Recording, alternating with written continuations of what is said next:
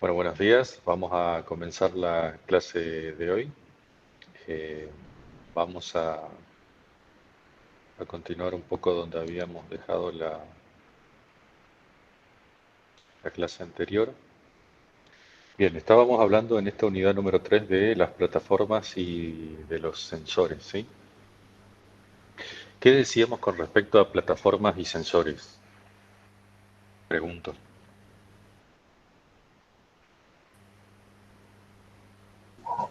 Que no son iguales. Que no son iguales, que lo primero que ustedes ahora tienen que comenzar a diferenciar es que el común de la gente puede hablar de satélites, pero ustedes ya tienen que diferenciar, o sea, pueden utilizar también la palabra satélite, pero comenzar a hacer esa distinción entre plataforma y sensor. Que a plataforma, ¿qué palabra se asocia? Plataforma satélite. Bien. ¿Y a sensor? Cámara. A cámara. Bien. Si teníamos en cuenta la altitud de las plataformas, ¿cuál es la clasificación básica?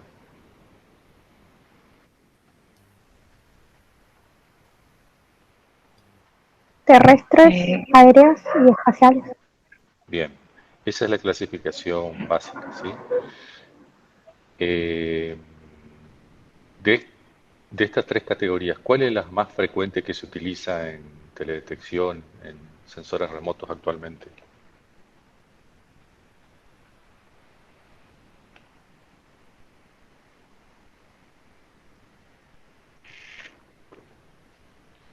¿En qué categoría están la mayoría de los satélites? En las espaciales. Exacto. Entonces, la categoría más frecuente, la más utilizada, es la espacial, ¿sí? Porque gran parte de los satélites, sean de órbita baja o alta, se, se incluyen dentro de esta categoría porque están a cientos de kilómetros de la superficie terrestre. Eh, bien, y con respecto a los sensores, ¿cómo los podríamos clasificar?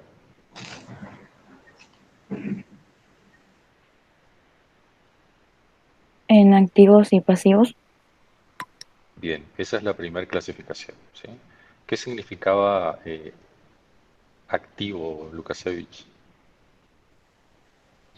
Que emitía señal para poder luego recibir, digamos, para poder captar sin la necesidad de la energía solar, de la luz solar. Bien, bien. Y en el caso de los pasivos, Retamoso,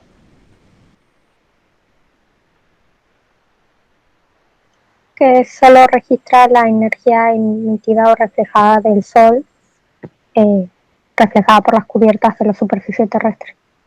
bien. Dentro de los sensores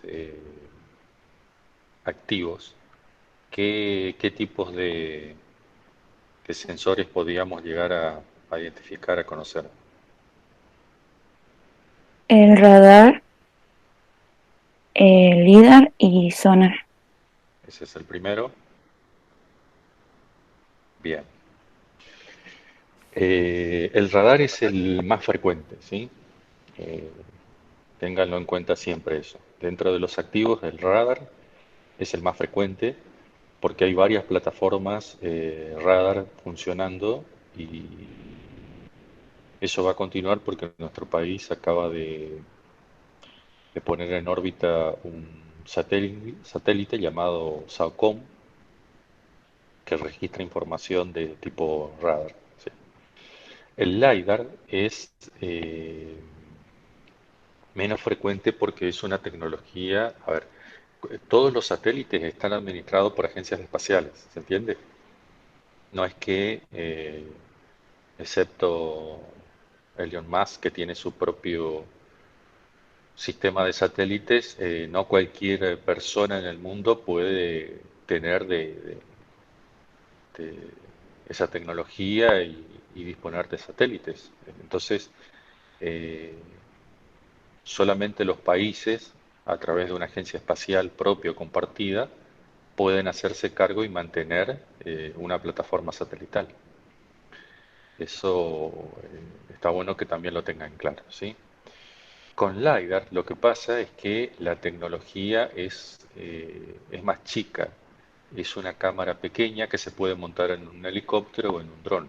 Entonces, teóricamente podría llegar a estar al alcance de una persona. Lo que pasa es que también tiene costos bastante altos, entonces suelen estar a cargo de empresas más chicas, ya no de agencias espaciales, sino de empresas que se dedican a hacer el relevamiento de información, como estábamos viendo, a ver la otra vez, esta, relevamientos así a escala urbana o ese tipo de cuestiones, eh, donde los espacios trabajados son más pequeños, en extensión me refiero, eh, y ese tipo. Y luego vienen estos últimos, los sonar, que bueno, tienen una aplicación muy particular. O sea, imagínense que la mayoría de los estudios, eh, al menos de nuestro campo, están hechos sobre la superficie terrestre emergida, no sobre la que está sumergida. En cambio, estos sonares trabajan sobre la parte sumergida. Entonces, está básicamente orientado a la gente que hace estudios de hidrografía, de hidrología, marina o continental. Y, bueno, para quienes hacen, ¿cómo se llama esto que estudian el mar? Eh, Estudios de oceanografía. Ahí está. Entonces está un poco restringido para ese sector.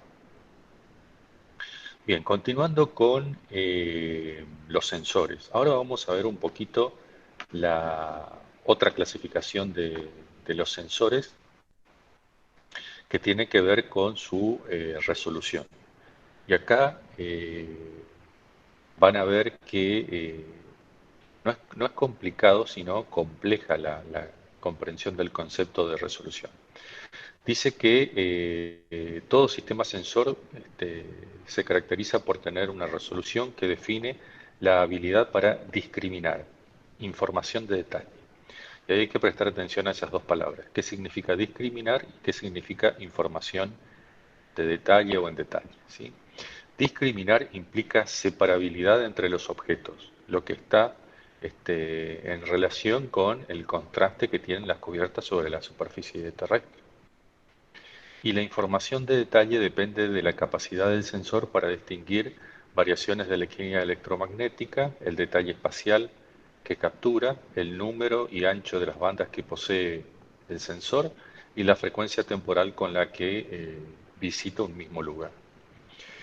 Normalmente están aceptadas 4 dimensiones de resoluciones de un sensor. Hay una quinta, que es la resolución angular, pero como les puse ahí con un asterisco, no está aceptada plenamente en la comunidad científica porque muchos satélites, muchas plataformas no tienen capacidad de observación angular. Sí, la mayoría de los satélites radar y algunos ópticos como por ejemplo Spot. Pero el resto, que son comunes como Landsat y Sentinel, no tienen esa capacidad. Entonces lo que hacen es manejar estas primeras 4 tipos de resoluciones. La resolución espacial yo la puse a propósito en primer lugar porque es la más frecuente, pero no quiere decir que sea la más importante. Y otra cosa que les quiero comentar y quiero que quede claro es que cuando, de ahora en más, ¿sí? De ahora en más, cuando hablemos de resolución, ustedes me tienen que decir a qué tipo de resolución se están refiriendo.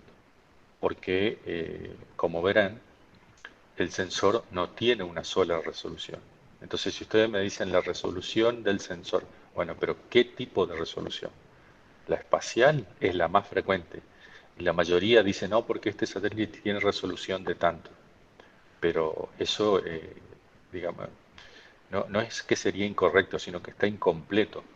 Cuando hablamos de la resolución, tenemos que explicar de qué tipo de resolución estoy hablando, ¿sí? Si me hablan del tamaño del píxel, yo sé que me hablan de la resolución espacial, pero debemos utilizar la terminología técnica específica de manera correcta. Entonces, si voy a hablar del tamaño del píxel, lo correcto es que diga resolución espacial. Si hablo del número de bandas, bueno, será la espectral. Si hablo de la cantidad de bits, será la radiométrica. Si hablo del número de días que pasan entre una visita y otra del sensor, es la resolución temporal. Entonces, un poco de cuidado de ahora en más cuando hablemos de las resoluciones, ¿sí? Bien, les había dicho que a propósito puse la resolución espacial en primer término, ¿sí? Porque no es la más importante, aunque parezca, no lo es, pero sí es la más frecuente y es con la que eh, la mayoría, con o sin conocimiento, se quedan. Pero tienen que saber ustedes que no es la única, ¿sí? La resolución espacial dice que con este término se designa al objeto más pequeño que puede ser discriminado o distinguido en una imagen. Se corresponde al tamaño de esa mínima unidad espacial de información incluida en la imagen, que se conoce como píxel. Píxel es la contracción en inglés de picture element, ¿sí? Entonces, eh, ya está aceptado que hablemos de píxel, ¿sí? No hay que pronunciar completo, pero tienen que saber que proviene de ahí su denominación, ¿sí? Entonces, cuanto menor sea el tamaño del píxel, la probabilidad de que la señal captada por el sensor en esa unidad mínima sea un compuesto de varias cubiertas vecinas, ¿sí? En la imagen de la derecha, lo que ustedes ven en la parte inferior derecha, donde dice 0.10 metros, alcanzan a ver una imagen satelital donde, bueno, se puede ver, no sé, dos autos y la sombra como de una persona que va caminando, algo así, ¿sí?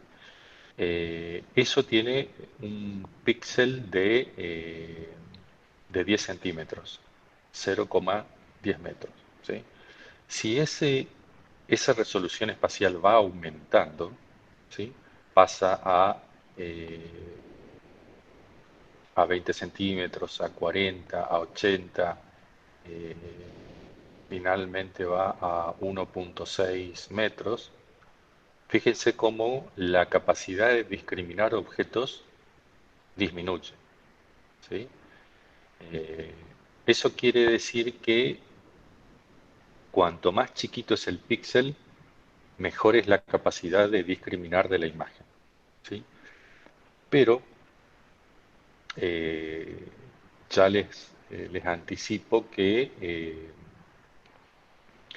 los satélites no tienen una capacidad de observación tan, pero tan reducida porque tienen un problema de almacenamiento. Imagínense que eh, en las imágenes de arriba, ¿ven esos cuadraditos? Esos son los píxeles, ¿sí? Cada celda es un píxel. Cada píxel es un dato. Entonces, si yo tengo cada vez unidades espaciales de información, o sea, píxeles más chiquititos en la misma extensión de espacio, voy a tener cada vez más datos. Y los satélites tienen limitada su capacidad de almacenamiento, ¿sí? Eh, Aparte, hay una cuestión también lógica, si se quiere. Estos satélites con los que nosotros trabajamos en teledetección y por la escala que estamos acostumbrados a trabajar en geografía, eh, tienen, se denominan satélites de observación terrestre o de recursos naturales, ¿sí? Así es la denominación genérica de estos satélites como el Landsat, el Sentinel, Iconos. Eh, no le serviría de nada al satélite tener un píxel tan chiquito porque lo que pretenden es observar en una cierta extensión, eh, que puede ir entre los 12 kilómetros del Iconos hasta los 80 o 100 kilómetros que tienen el Landsat y el Sentinel. Imagínense que dentro de esos 100 kilómetros que tiene cada escena, yo tengo que distribuir los píxeles y la información que están almacenando de lo que observan en la superficie terrestre, ¿sí? Entonces, si yo tuviera un píxel de, como dice la imagen ahí, de 10 centímetros, eh, tendría un montón de información replicada, por ejemplo, para los kilómetros y kilómetros de río que tenemos acá en la zona de, de acá entre Corrientes y Resistencia. Ahora les voy a mostrar una escena del Landsat para que puedan ver. Eh, no sé si me explico. Si tuviéramos un píxel muy chiquitito tendríamos un montón de información redundante, ¿sí? Esta imagen se explica porque puede que corresponda a un dron, donde las imágenes, las escenas de barrido son más pequeñas. Pero no es lo mismo con un satélite, porque el satélite captura kilómetros y kilómetros de información, ¿sí? Otro ejemplo que les pondría para la resolución espacial es el de los sensores meteorológicos, ¿sí? ¿Vieron los meteorológicos, el GOES, el Nimbus? Bueno, hay varios. Eh, ellos tampoco tienen una resolución espacial alta, es decir, un píxel chico, porque no les interesa. Porque si observaran por cada metro tendrían millones y millones y millones de píxeles que representan una nube. Ustedes saben que eh, el movimiento de masas de aire y de frentes tienen cientos y miles de kilómetros de extensión, ¿sí? Entonces, si yo capturara información cada metro, tendría millones y millones de píxeles duplicados sin sentido, porque estarían representando la misma información. Por eso los sensores meteorológicos tienen píxeles mucho más grandes, ¿sí? Del orden de los 500 metros, de un kilómetro, sí, 500 metros a un kilómetro, ¿sí? 1000 metros. El mismo principio se aplica acá. Todo esto es para explicarles que la resolución espacial es importante porque permite discriminar, pero todo tiene un límite. Un límite que pasa por la capacidad de almacenar información y un límite lógico, ¿sí? Eh, es como si yo le tomara una foto al techo de mi casa y solamente al techo de mi casa. Entonces tengo una imagen con una gran resolución espacial, con un píxel muy chiquitito, pero lo único que tendría son miles y miles de píxeles con la misma reflectividad. Entonces eso no tiene mucho sentido, ¿sí? Bien, eso con respecto a la capacidad a la- a la- al tamaño del píxel, ¿sí? Ahora, ¿qué es lo que vemos dentro de cada píxel? Bueno, eso también hay que comprender. Y eso lo vemos con la figura de la izquierda. En la figura de la izquierda tenemos un cuadrado, el de mayor extensión, que está representando un píxel, ¿sí?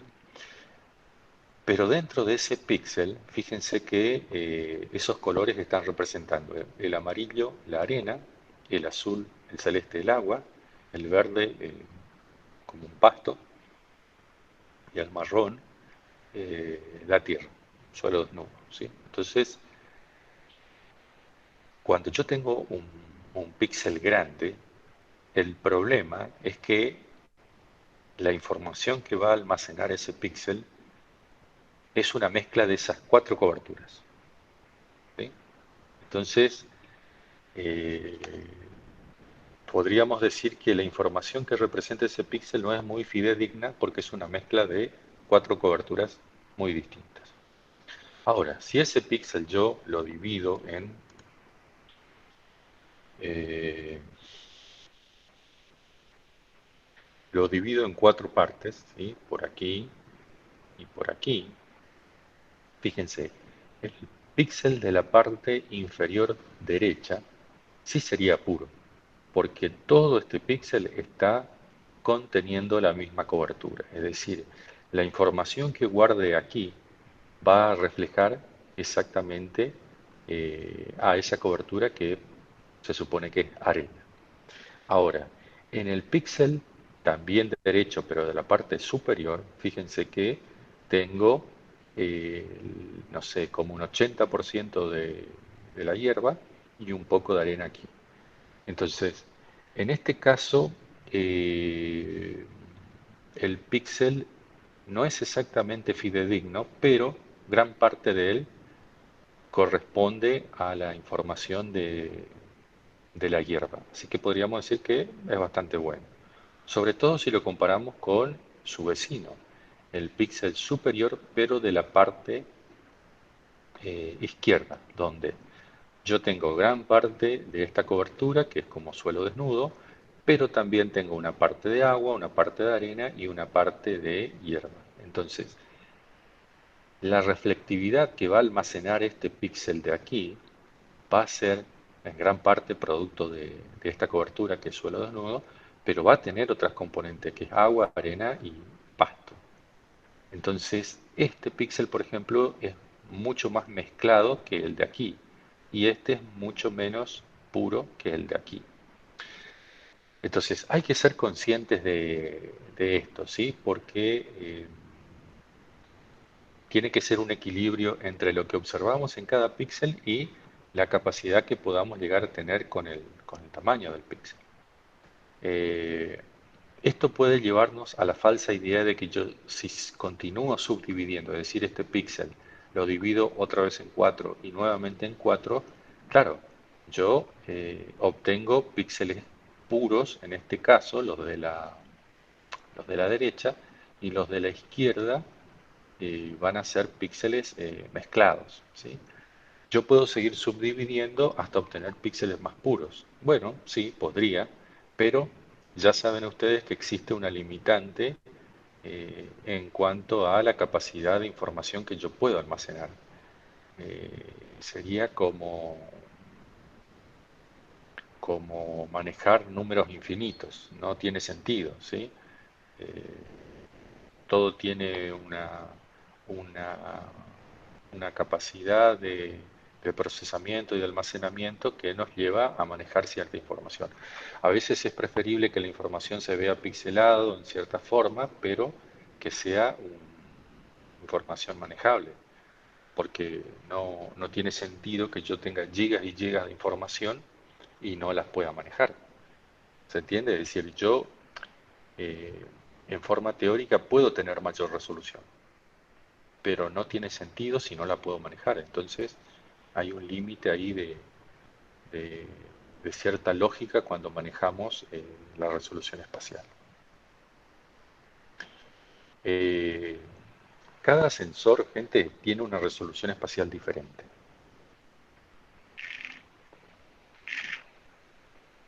Incluso dentro del mismo sensor, las bandas pueden tener distinto tamaño de píxel.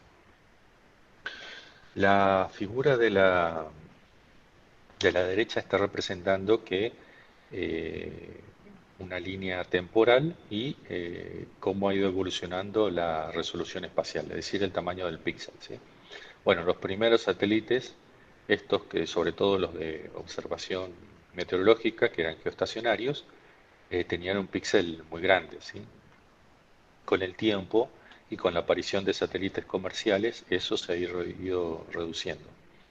En el año 1999, para que tengan una idea, apareció el primer satélite que llegó al metro de resolución espacial. Tal vez ustedes no se acuerden o ustedes ya están acostumbrados a ver en Google Earth eh, una alta resolución espacial, pero no hace mucho tiempo eso eh, no era posible, no era posible. Entonces, en 1999, con el satélite IKONOS, que es un satélite comercial de una empresa estadounidense, se rompe la barrera del metro y comienzan a aparecer satélites de muy alta resolución. Y hoy en día, si mal no recuerdo, luego ustedes van a investigar, pero creo que la mayor resolución espacial anda por los eh, 30 centímetros, creo, si no me equivoco. ¿Hay una tendencia a seguir aumentando? Sí. Sobre todo intenciones hay, pero como les dije, reducir el tamaño del píxel implica cada vez mayor información. Si eso no va acompañado de la capacidad de procesamiento de las computadoras y de la capacidad de almacenamiento, no tiene sentido porque haríamos imágenes que tengan gigas de peso y no las podríamos manejar. Entonces, ahí también ha existido un freno natural, lógico, en en el tamaño de los píxeles, en la resolución espacial, ¿sí? Bien, esto es lo que les decía. Aquí, por ejemplo, tenemos una tabla descriptiva de las bandas que corresponden a ver si dice el nombre, ahí está, al Sentinel-2, ¿sí? Que es una plataforma lanzada por la Agencia Espacial Europea y la serie 2 corresponde básicamente a este tipo de satélites que yo les decía que se denominan de observación terrestre o de recursos naturales, ¿sí? Bien, este satélite tiene creo que 13 o 14 bandas. Acá dice 12. En realidad son 13 porque la 8 está duplicada. Tenés la 8 y la 8A, ¿sí? Entonces son 13 bandas. Eh, Luego vamos a profundizar un poquito qué significa esto de banda, ¿sí? Pero para que tengan una idea, acuérdense del espectro electromagnético y la banda sería como una pequeña porción de ese espectro donde está observando el sensor. El sensor tiene esa capacidad de que eh, puede estar en una región del espectro y puede observar distintas porciones dentro de esa región, ¿sí? Por ejemplo, fíjense, eh, estas son las bandas del Sentinel-2 y dijimos que son 13. Normalmente tienen una numeración, ¿sí? Aquí no sé por qué, pero bueno, la tienen duplicada, pero tienen normalmente una numeración correlativa. Suelen tener un nombre que se ajusta a la región o a la porción del espectro donde observan. Por ejemplo, la banda 1 se denomina la de aerosoles, porque bueno, está orientado a eso. Sin embargo, la 2, la 3 y la 4 tienen el nombre de la región, de la porción del visible donde observan. La 2 es azul, la 3 es verde y la 4 es rojo. Luego vienen las del infrarrojo, cercano, y luego las del infrarrojo medio, ¿sí? Incluso la 9 y la 10, fíjense que uno observa nubes, la otra observa vapor de agua, etc. El sensor que tiene todas estas bandas se denomina MSI. Acuérdense de esto porque cada plataforma tiene el nombre de un sensor y puede ocurrir que tenga más de un sensor. En este caso se llama MSI, que bueno, tiene un nombre, Multispectral System, algo así. No me acuerdo exactamente, luego buscamos. Aquí está lo que yo les decía, que es exactamente el rango donde observa esta banda. La del azul, por ejemplo, nosotros sabemos que el visible va... ¿Cuál es la región del visible? Pregunto. El rango. De 0,4 a 0,5 micrómetros. Un poquito más.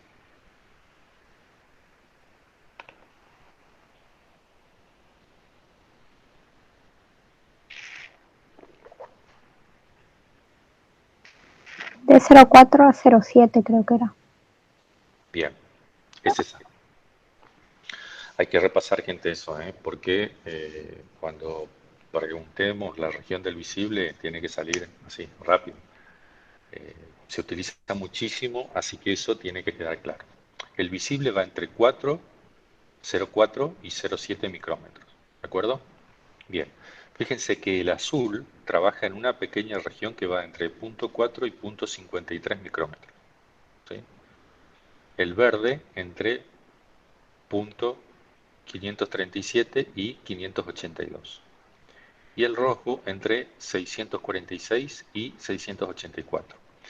Fíjense que esta banda, la 5, se conoce como de borde infrarrojo porque incluso está a caballo entre una parte del visible y una pequeña partecita que ya pasa el límite del visible, ¿sí?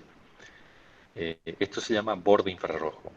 Y este no está completamente, o sea, está dentro del rojo, pero no va hasta el límite, porque el límite sería 0,7 y él no llega al límite. Incluso fíjense que entre ellas no hay solapamiento. Esta va hasta 535 y esta comienza en 537. Esta va hasta los 582 y esta comienza en 646. ¿Sí? Es decir, que hay cierto espacio que queda libre entre cada una de las bandas. Y así sucesivamente con las otras. Esto es el rango de observación, ¿sí? ¿Se acuerdan del rango en matemática? Bueno, es el valor del mínimo y el máximo. Y si hay un rango, seguramente hay un centro de clase, es decir, la longitud de onda central donde está observando cada una de estas bandas. Y acá está lo interesante que decíamos de la resolución espacial. Fíjense que esta plataforma con este sensor tiene 3 bandas que son las 3 del visible con una resolución de 10 metros. La banda 1, por ejemplo, observa en 60 metros. Luego, los infrarrojos observan en 20 metros.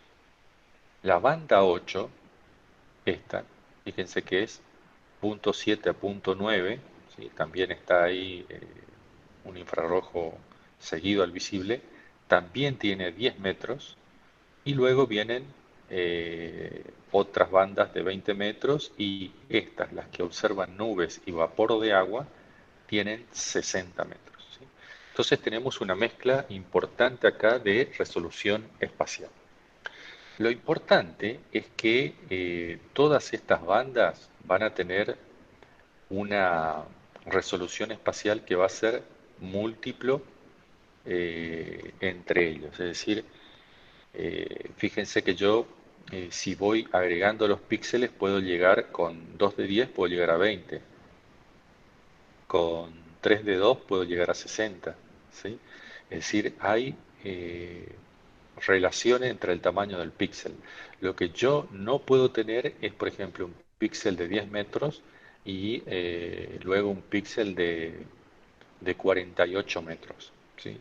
Eso no es posible porque luego yo no podría combinar las celdas y no podría hacer composiciones eh, eh, en falso color, aprovechando las otras bandas, ¿sí? Es decir, no hay match, no hay concordancia entre el tamaño de los píxeles, entonces no puedo hacer combinaciones. Eso lo, es lógico, ¿no es cierto? Por eso todas las resoluciones espaciales son múltiplos entre ellos.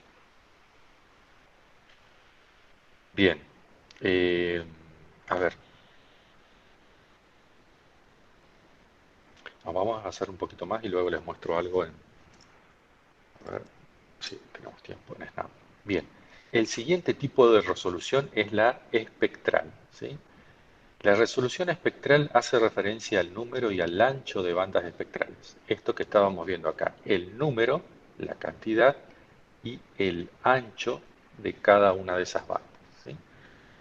Entonces, eh, existe la idea de que va a ser mejor o más idóneo cuanto mayor cantidad de bandas poseas y a su vez cuanto más estrechas sean las bandas. Bandas muy amplias muy anchas, registran valores promedios. Por lo, por lo tanto, no son buenos para discriminar información, ¿sí? En base a este criterio de resolución espectral, vamos a tener sensores monobandas, con una sola banda, generalmente en la región del pancromático, ya vamos a ver qué es esto, sensores multiespectrales, ¿sí?, con varias bandas, y sensores hiperespectrales que tienen más de 100. Esta plataforma, pregunto el Sentinel, ¿qué sería? ¿Monobanda, multibanda, multiespectral? ¿Dónde lo pondrían ustedes?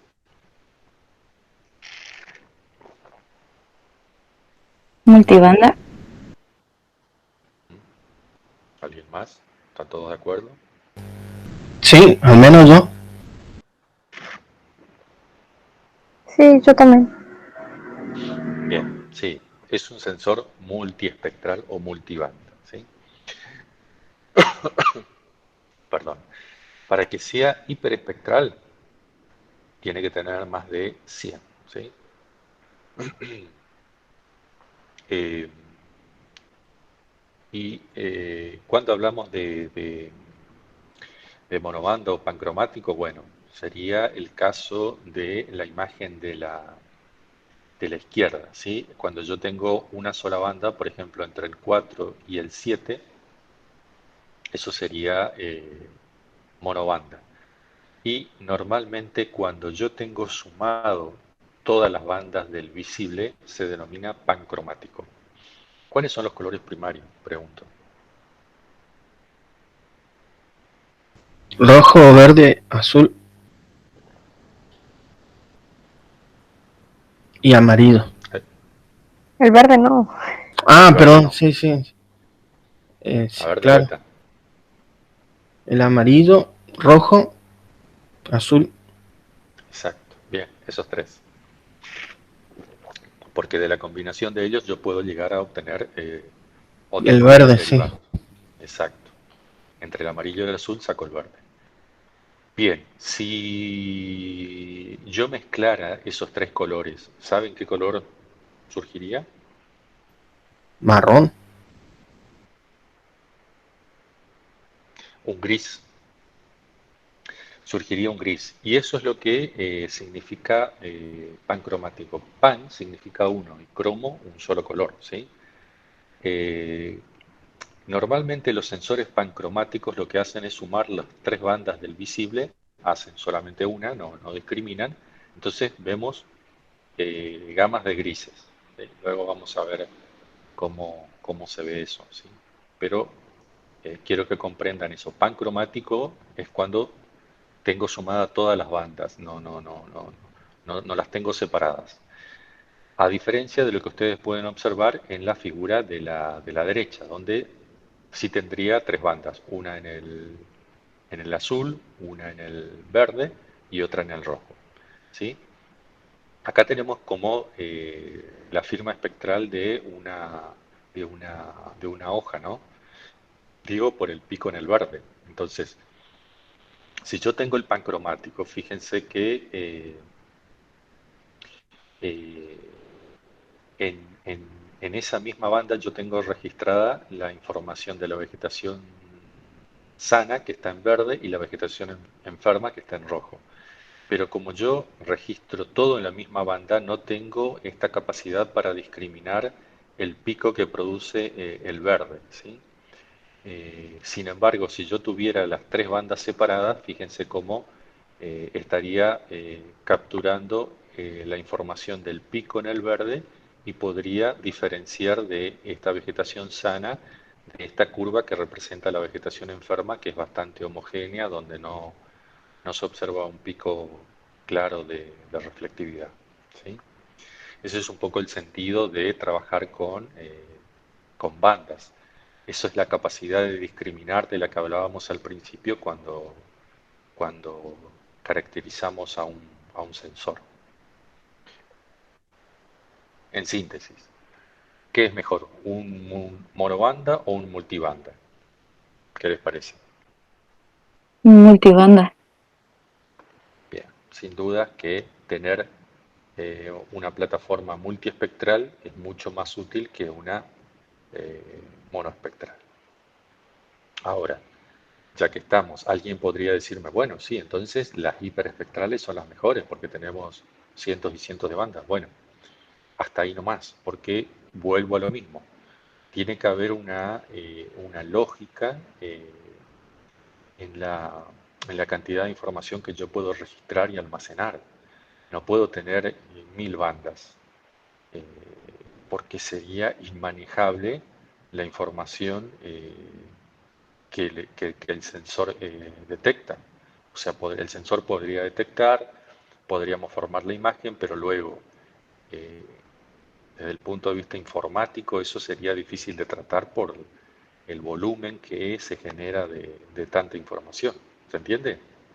Hay una cuestión lógica ahí, si se quiere. Bien.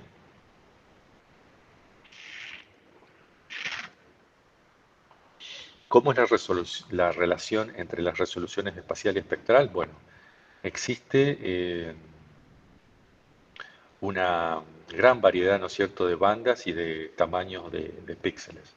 Los sensores de alta resolución espectral, como los hiperespectrales, discriminan información en bandas muy pero muy estrechas, ¿sí?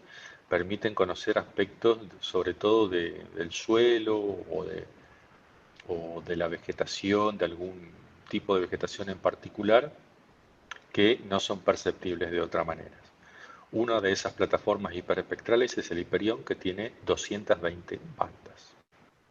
Ahora, el gráfico de la derecha está representando esa relación entre la resolución espacial y la, la resolución espectral, digamos, que está representada acá por el ancho de banda, ¿sí? Fíjense que aquí en negro tienen los nombres de las plataformas, ¿sí? Hacia arriba están las plataformas con píxeles más chicos y hacia abajo las plataformas con píxeles más grandes. Fíjense, el Landsat, eh, desde la 1 a la 5, registraba, sobre todo con este sensor, el MSS, registraba información con un píxel de 80 metros. A partir del Landsat 4 y 5, pero con el sensor TM, el píxel se reduce a 30 metros, que es lo que todavía hoy seguimos trabajando. Acá está, miren, el Landsat 8. ¿Sí? También tiene un píxel de 30 metros. Los sensores Enhanced Thematic Mapper y el OLI del Landsat 8 incluyen una banda que se denomina pancromático, como yo les decía, y es una suma de una porción del visible, sobre todo del verde del rojo, más una pequeña porción del infrarrojo cercano o ahí el borde rojo, como se denomina, ¿sí? Y ese pancromático tiene una menor resolución espacial, pero sin embargo, fíjense que 15 metros es múltiplo de 30, o sea, en un píxel de 30 voy a tener 4 píxeles de 15 metros. O sea, hay relación, ¿sí? También hay relación entre las bandas que observan. Medianamente se han mantenido desde los años 70 hasta la actualidad, observando siempre el azul, el verde y el rojo. Ha variado un poco el infrarrojo cercano y luego también ha variado un poco, sobre todo el OLI, la observación en el SUIR, en el infrarrojo de onda corta. Y también un poco en el termal. Antes se observaba una franja ancha que representaba el infrarrojo termal y en el Landsat 8 el termal se dividió en dos partes, ¿sí? Nos vamos a la parte superior, ¿sí? Esta plataforma se llama Worldview 2 y dice que tiene dos tamaños de píxeles. En el pancromático observa a medio metro, es decir, 46 centímetros, ¿sí? Una capacidad de discriminar muy alta, la resolución espacial. Y luego en el visible y en el infrarrojo el píxel se va a 1.85. Y así, esta plataforma también es bastante común, la Spot, que tiene resoluciones entre 20 metros, 10 metros y 2,5 metros. 2,5 para el pancromático y 10 para el visible, el infrarrojo se va a 20 y así. Entonces fíjense cómo dentro de la misma plataforma tenemos una resolución espectral variada, ¿sí? Y también, atado a ello, una resolución espacial diferente. Esto es bastante común en todas las plataformas que siempre la mayor resolución espacial está en el pancromático. Y la resolución espacial más baja, es decir, el píxel más grande, está en el térmico.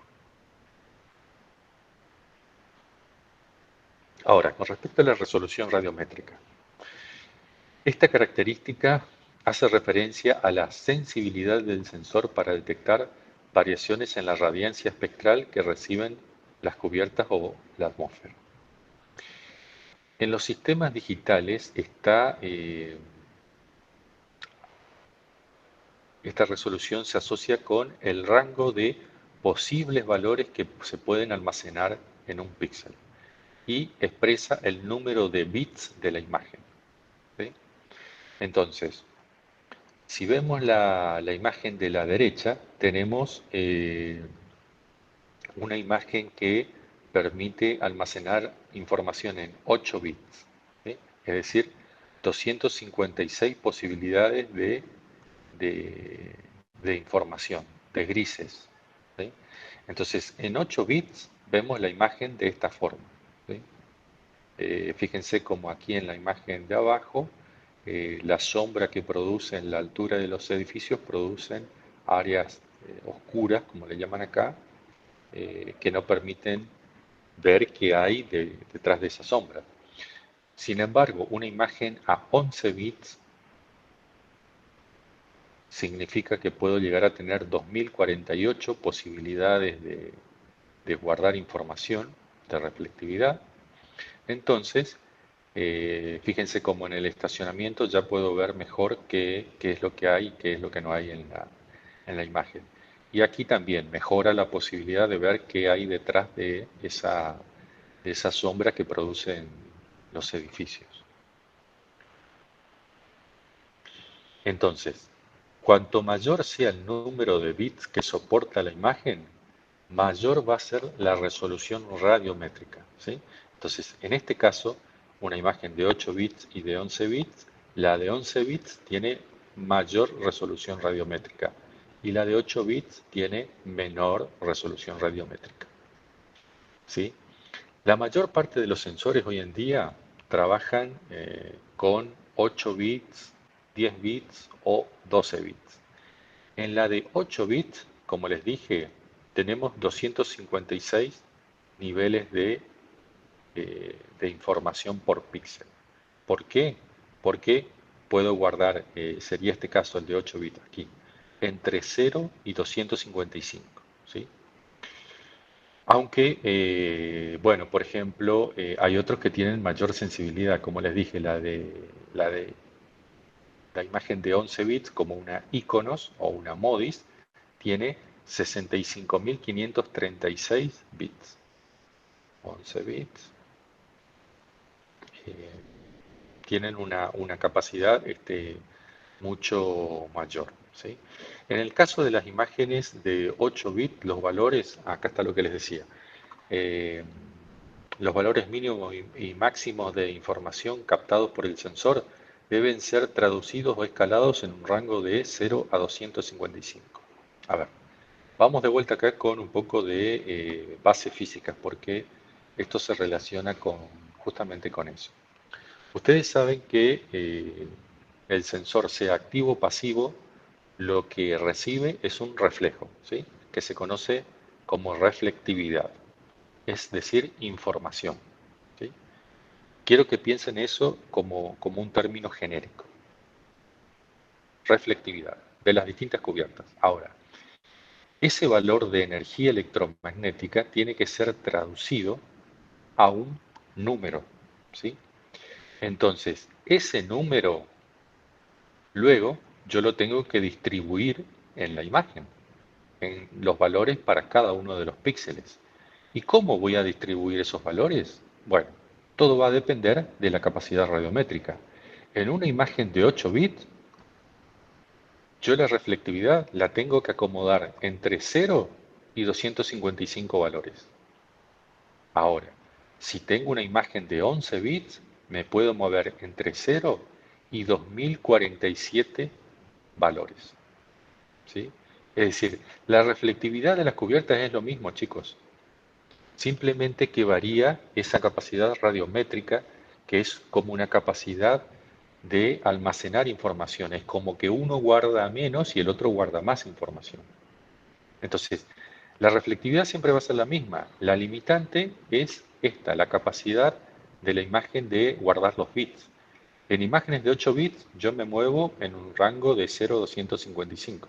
O sea, en total 256 valores.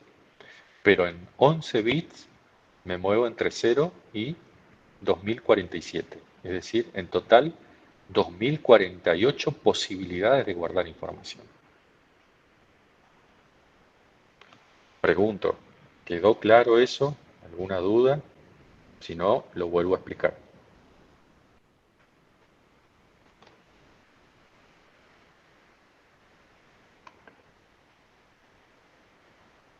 Sin Profe, miedo, ¿eh? ¿por qué dice en el icono que son 65.536? Eso no me quedó claro. No, ¿sabes qué? Está mal redactado. Ah, sí. Modis tiene 16 bits. Es decir, el de iconos tiene 11 bits. Por eso va entre 0 y 2047. Pero Modis tiene una capacidad radiométrica mayor, tiene 16 bits. Entonces tiene un rango muchísimo mayor todavía. Entonces eso implica que tiene más brillo la imagen. Exactamente.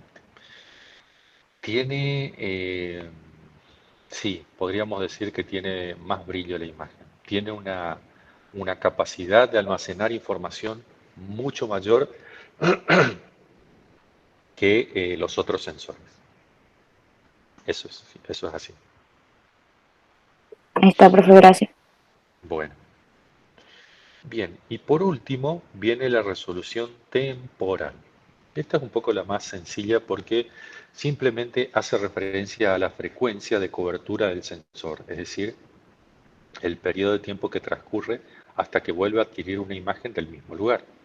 El ciclo de cobertura está en función de la característica, obviamente, de la órbita que describe. Cuanto menor es el periodo de tiempo de revisita, mayor es la resolución temporal. ¿Sí? Es decir, la resolución temporal es esto, chicos, es el tiempo, la distancia que existe entre una toma y la otra, siempre del mismo lugar. ¿Sí? Entonces, estos 16 días generalmente corresponden a un sensor Landsat. Sí, acá. Sí, el Landsat Thematic Bypass. ¿Sí? Entonces, cada 16 días tenemos una imagen del sensor Landsat para el mismo lugar. Eso es lo que se conoce como resolución temporal. Bueno, ¿qué pasa? El Landsat, si captura imágenes cada 15 o 16 días, está muy bien, porque yo lo que estoy observando es el territorio y los recursos naturales, es decir, en 15 días no cambia mucho las coberturas que observo en el territorio. Es decir, eh, una ciudad no duplica su superficie en 16 días, ¿o sí? Me equivoco.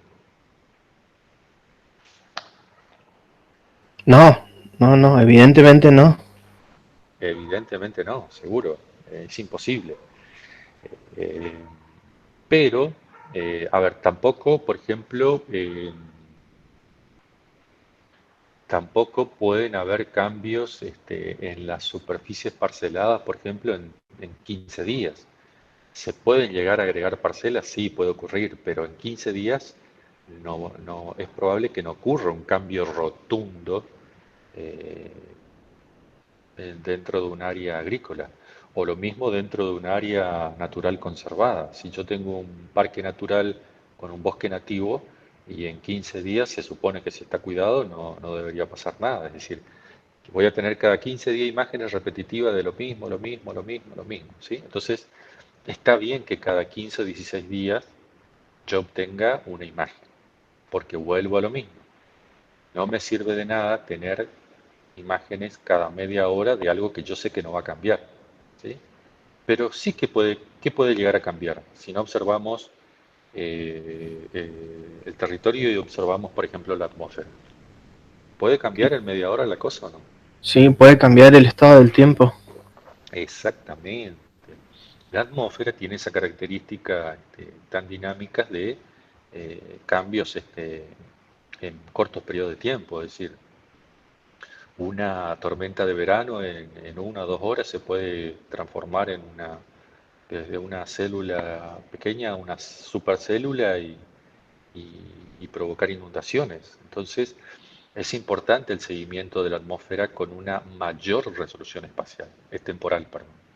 Por eso los satélites meteorológicos cada media hora están tomando imágenes. Y sobre todo para el seguimiento de fenómenos como por ejemplo los huracanes, ¿sí? que, eh, que bueno, también es importante el monitoreo para saber los cursos que van a seguir, el patrón que va dejando, sobre todo para lo que es alerta temprana, ¿sí? Bien, en resumen, los 4 tipos de resoluciones están relacionados. Sí, pero es difícil congeniarlos. Vamos a ver como una regla general. A mayor resolución espacial, menor resolución temporal. Eso ya lo vimos, ¿sí? Los satélites meteorológicos necesitan mucha resolución temporal, pero no necesitan un píxel pequeño. Entonces la resolución espacial de ellos es baja. Eh, y también si la resolución espacial es alta, la resolución espectral posiblemente también sea baja, ¿sí? La resolución radiométrica es la más dependiente del desarrollo de la electrónica y del procesamiento de datos. Por esto que yo les decía, la informática es la que va llevando adelante la, la capacidad de procesamiento de datos a partir de bits. Entonces, eh, hasta no hace mucho trabajar con 8 bits era lo mejor que se podía, pero bueno, los avances hacen que luego se pase a los 10 bits, 12 bits, 16 bits y así se va aumentando este tipo de resolución. Lo que se debe tener en claro es el objetivo de la plataforma y del sistema, ¿sí? Como les decía, no es lo mismo uno de observación meteorológica que uno de observación terrestre o incluso uno de observación comercial. Normalmente estos de observación las plataformas comerciales tienen una alta resolución espacial. ¿Por qué? Bueno, porque comercializan las imágenes de alta resolución a las ciudades. Normalmente los municipios son los que compran las imágenes con altísima resolución espacial para, eh, para hacer la digitalización, por ejemplo, de parcelas no identificadas o de construcciones no identificadas dentro de la ciudad.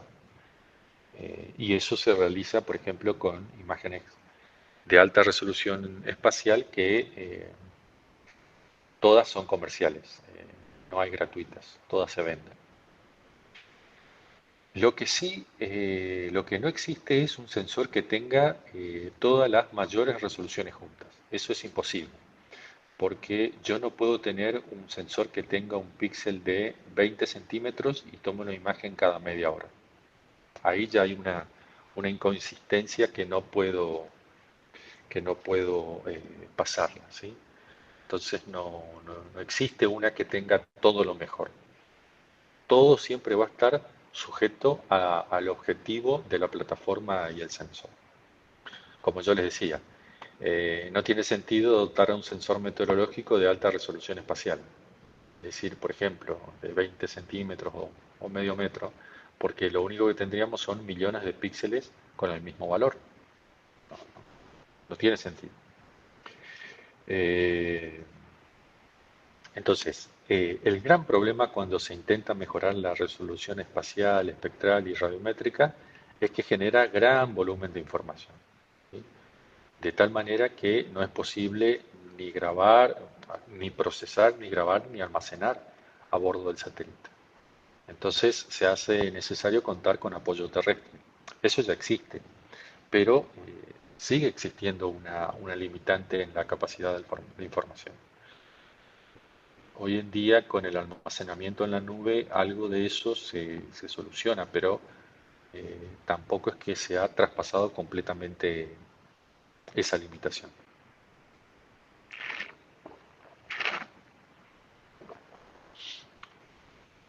Y esto tiene que ver con- con otro concepto que vamos a utilizar mucho de ahora en más, que es el path roll, ¿sí? O el tamaño de la escena. ¿Se acuerdan en la clase pasada que yo les mostré una grilla del Landsat de cómo va subdividiendo la toma de cada una de las escenas? Bueno, ahí yo ya les había dicho que cada cuadrado, cada porción que veíamos en esa grilla tiene un identificador que es el path row, el path, algo así como la fila y la columna, ¿sí? Y así es como puedo identificar a cada una de las escenas. Cada plataforma y sensor tiene su propio path row y son diferentes, ¿sí? Por ejemplo, en el caso de la imagen Landsat 7, cada escena, que es un cuadrado de este tipo, que no es exactamente un cuadrado, tiene 180 por 172 kilómetros, ¿sí? Eh, pero bueno, fíjense que Spot 5 tiene escenas de 60 por 60 kilómetros. Y el Sentinel 2 tiene escenas de 290 por 290 kilómetros. Y así cada plataforma tiene una, una- un tamaño de escena diferente.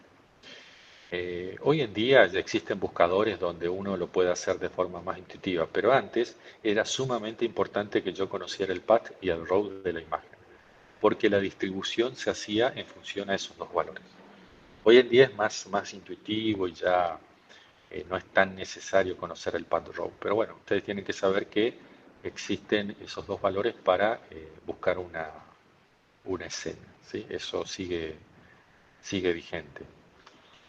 Bien, ¿alguna duda, consulta hasta acá? ¿Algo que haya quedado poco claro? ¿Venimos bien?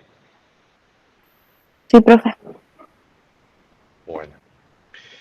Bien, en ese caso les quiero mostrar ya algo para que vayan viendo cómo es el tema del tamaño de las escenas. A ver acá. Fíjense, normalmente las imágenes de una foto, creo que les había preguntado la otra vez cuánto se imaginan que pesa. Bueno, pueden ir entre un mega o menos de un mega, como es el caso de esta imagen que yo tengo guardada acá. La voy a abrir, es una foto común. Son amigos del Instituto Geográfico Militar, en esa época se llamaba IGM. Es una foto tomada de hace un tiempo. Bueno, acá dice el año 2005. ¿Sí? Fíjense que la imagen tiene menos de la mitad de un mega, menos de 500 KB. ¿Sí? Sin embargo, si queremos ver imágenes satelitales hoy en día, van a ver que, fíjense, acá está el tamaño de las imágenes. 57 megas, 59, 60, 63. Esta, por ejemplo, tiene un cuarto de giga, tiene 246 megas. ¿Sí? Son archivos pesados. Eso tienen que ser conscientes ustedes porque de ahora en más cuando trabajen con imágenes, cuando se descarguen, tienen que tener espacio suficiente en la computadora para poder almacenarse. Por ejemplo, esta escena, ya vamos a ver luego completo, pero para que tengan una idea, pesa casi un giga, tiene 834 megas. ¿Sí? Esta es una escena del satélite Landsat, de la plataforma Landsat, en su serie 8, ¿sí? Que ya todos sabemos que el sensor se llama OLI. Aquí están los numeritos del pad row que yo hoy les comentaba. 226.079 es el pad y el row de esa imagen. Y aquí tenemos la fecha de toma. Esto fue tomado el 28, esto está en la fecha, es este conjunto de caracteres, ¿sí? Y está identificado con el sistema, con el calendario anglosajón, es decir, primero va el año, luego el mes y luego la fecha. Es decir, esto fue tomado el 28 de febrero del año 2021. Es una imagen de este año.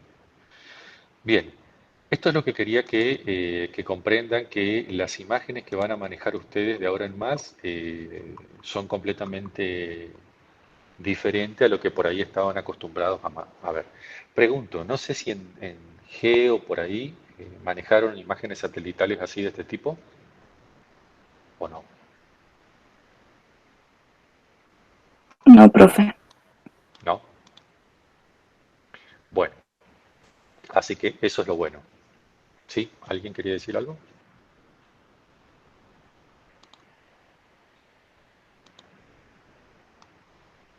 Bueno, entonces eso es lo bueno de esto, que a partir de ahora van a empezar a manejar este tipo de información. Miren, esto que dice acá, B1, B2, B3, no son más que las bandas de esa imagen. ¿Sí? Entonces, cada banda observa una pequeña región del espectro electromagnético. De hecho, podemos hacer una búsqueda rápida por acá. Si ponemos bandas Landsat 8 OLI, seguramente nos va a aparecer una tabla. eh, por acá, acá. Eh,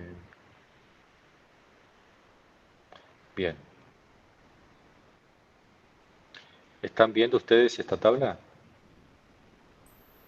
Sí, profe. Bien, a ver si se ve esta mejor.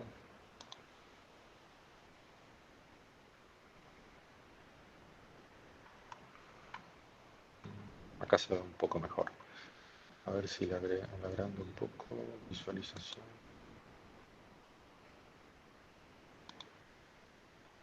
Eh, el Landsat 8 dispone de, bueno, 11 bandas, dice acá. Fíjense, la banda 1 trabaja en el aerosol, tiene 30 metros. Acá está la banda del pancromático que yo les decía, siempre tiene mayor resolución espacial porque el píxel es más chico, es la banda 8. Luego tenemos dos bandas en el SWIR, uno en el infrarrojo cercano y tres en el visible. Acá está el rango donde cada uno de ellos trabaja. Fíjense que, como en el caso del Sentinel que veíamos hoy, no hay exactamente superposición.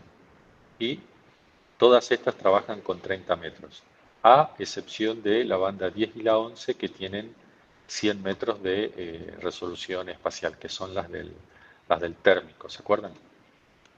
Bien.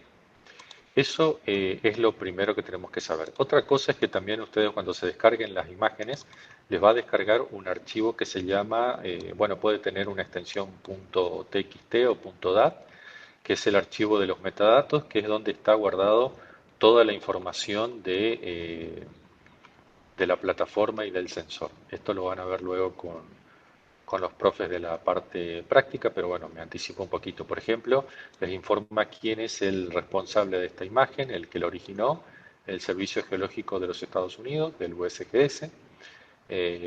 Bueno, tienen un ID para la imagen para poder buscarla. Les indica el formato de la imagen, son archivos GeoTIFF. Cómo se llama, la plataforma, Landsat. Acá está el sensor, OLI. Acá están el PAT y el ROW que yo les había hablado, 226.079. Bueno, y así un montón de información que es importante. Así como, no sé si en Técnicas 2 vieron algo de los metadatos de los sistemas de información geográfica. Bueno, aquí ocurre lo mismo con los metadatos de las imágenes satelitales. Pregunto, ¿escucharon alguna vez hablar de metadatos? Sí, Sí, bien. Básicamente son los datos que describen los datos. Bien. Más adelante con los profesores de las prácticas van a trabajar con software para procesar las imágenes. Uno de ellos es este que les estoy mostrando aquí, se llama Snap. Es un software desarrollado por la Agencia Espacial Europea y lo que nos permite es cargar imágenes satelitales, ¿sí? Yo lo que voy a hacer es no cargar cada una de las bandas, sino que directamente voy a abrir el archivo de metadatos y él es el que me va a permitir cargar todas las bandas, ¿sí? Esas bandas que yo estaba viendo acá, que tienen información en diferentes regiones del espectro electromagnético. Una vez que las tengo cargadas, bueno, cada software tiene su diferente manera de manejarlas, ¿sí? Eh, por ejemplo, este organiza en carpetas, aquí están los metadatos que yo les mostré en un archivo TXT, él los tiene acá, donde pueden ver cada una de esa información, por ejemplo, lo que yo les decía, el path row, el formato en el que están guardados. Toda esta información es importante porque luego va a haber un práctico sobre esto y ustedes tienen que buscar ciertos datos de las imágenes. Las bandas están almacenadas acá en la carpeta donde dice bands, ¿sí? Y ahí ya están identificadas con un cierto nombre, ¿sí? Ahí la banda 1 es la de los aerosoles, luego vienen las 3 del visible, luego de las del infrarrojo, la del pancromático y por último las termales, ¿sí? Bien, esto tiene algo sumamente interesante que es que nos permite hacer composiciones en color verdadero, ya vamos a ver más adelante qué es, pero para que tengan una idea, básicamente es lo que nos muestra Google Earth cuando nosotros abrimos la aplicación. Es decir, vemos una imagen satelital tal cual lo estuviera viendo el ojo humano, ¿sí? Esto es una composición en color natural, ¿sí? Básicamente es lo que vería el ojo humano si estuviéramos observando de manera vertical la superficie terrestre, como si nuestros ojos estuvieran en el satélite. Este cuadrado, un poco torcido, es lo que se denomina escena de una imagen, ¿sí? Es la extensión territorial de una imagen satelital, ¿sí? Bien, esta composición que vemos acá, como les digo, se conoce como color natural, ¿sí? Pero, como ustedes ya dejaron de ser comunes mortales y ya saben que hay otras bandas que yo puedo utilizar y no necesariamente son las del visible, ¿sí? Esta imagen está compuesta con el azul, con el verde y con el rojo, pero yo puedo utilizar también otras. Por ejemplo, si me voy a una composición RGB y le digo que voy a utilizar eh, la del SWIR, la del NIAR y la del green, esta es una composición en falso color, ¿sí? utilizo una del infrarrojo cercano, una del infrarrojo medio y una banda del verde, pero en la posición del azul. Vamos a ver qué aspecto tiene. Y bueno, fíjense cómo cambió, ¿sí? Pero ustedes me dirán, pero ¿y eso es una imagen satelital? Sí, sí, sigue siendo. Nada más que esta es la que siempre nos muestra Google y es a la que está acostumbrada el ojo humano y es a la que, no sé, el común de la gente está acostumbrado a ver. Es decir, si yo me acerco por aquí, voy a ver las lagunas de ahí del norte de la provincia de Corrientes, es como veo el territorio, ¿no es cierto? Incluso lo que estábamos hablando la otra vez, la diferente coloración del agua. Fíjense, estamos en febrero, está terminando febrero. Ya llovió todo el verano, gran parte del verano llovió en la alta cuenca del Bermejo y del Pilcomayo. Es decir, que terminando febrero, gran parte de los sedimentos de esas lluvias de verano ya están fluyendo acá por el río Paraná. Tiene lógica, ¿sí? Pero fíjense cómo se ve en una imagen de falso color. Esta es una imagen donde está preparado sobre todo para observar eh, el suelo desnudo y las áreas urbanas, ¿sí? Y es falso color porque obviamente que eh, la ciudad no tiene esta coloración rosada, ¿sí? Por eso se denomina falso color. Ustedes ya vieron que utilicé bandas, regiones del espectro que no tienen que ver con el visible, excepto una banda que puse la del verde. Pero las otras son regiones del espectro que están fuera del espectro visible, es decir, que el ojo humano no podría detectar jamás información de este tipo, ¿sí? Para poder hacer una mejor visualización podemos unir las vistas y le podemos decir que nos muestre en dos partes. Y ahí las tenemos sincronizadas. A ver, ahí.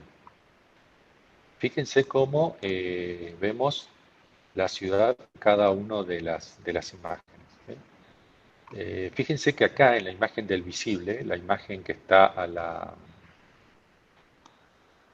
izquierda sería, el aeropuerto yo no lo alcanzo a ver bien, ¿sí? Se me mezcla ahí con el brillo de la ciudad. Fíjense cómo se observa en la de falso color. Se ve perfectamente la pista de aterrizaje, ¿sí? Fíjense que aquí el río refleja tanto como la ciudad, ¿sí? Esto se debe, ya habíamos hablado la otra vez, la gran cantidad de sedimentos que está transportando el río en este sector del Paraná, sedimento en suspensión, para nada está decantado. Entonces, ese sedimento es como si yo estuviera observando la tierra de las calles, ¿sí? Fíjense cómo brilla completamente acá en la imagen del visible.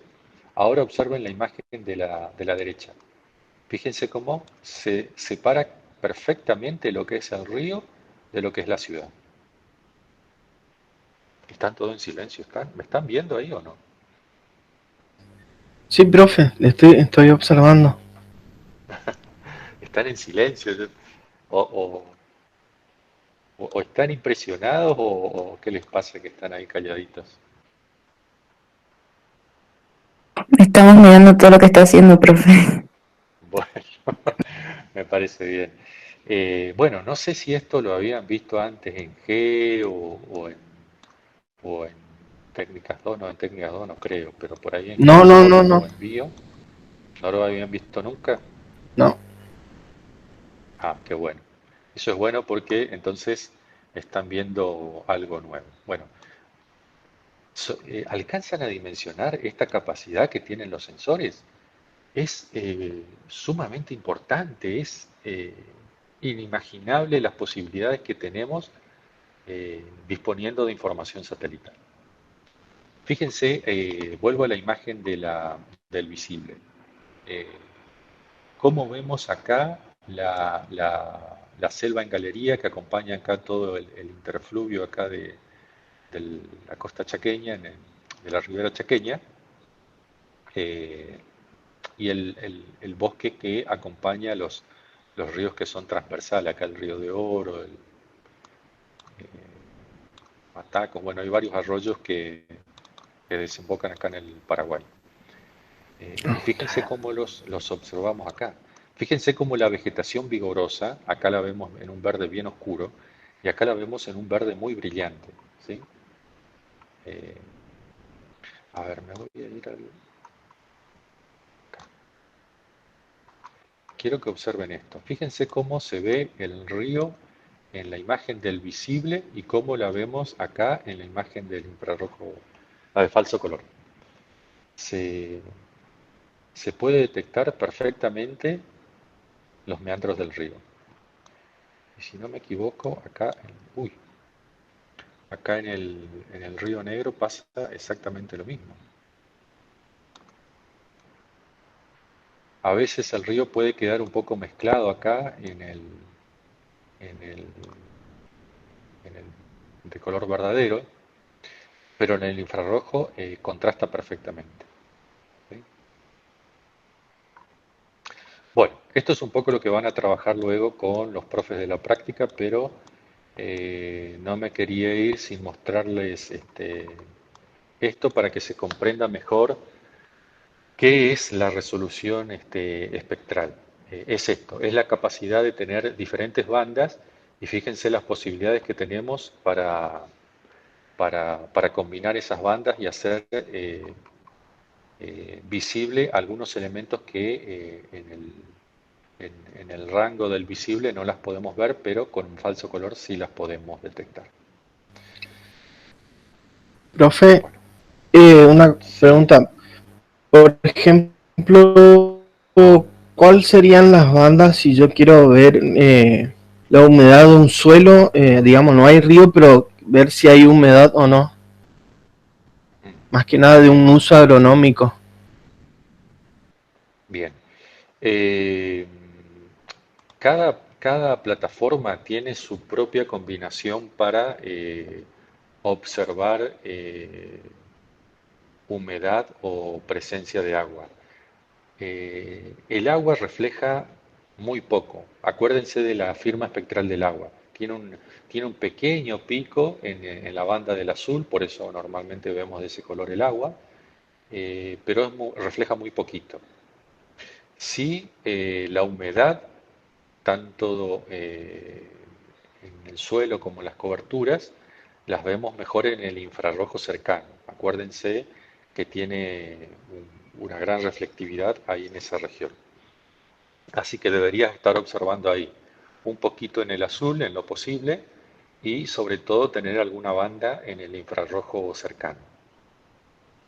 De todas formas, más adelante van a hacer un práctico con los profes que tienen que ver con un índice específico que se conoce como índice de agua, que trabaja con estas bandas y lo que hace es cuantificar la presencia de agua en la imagen o de humedad.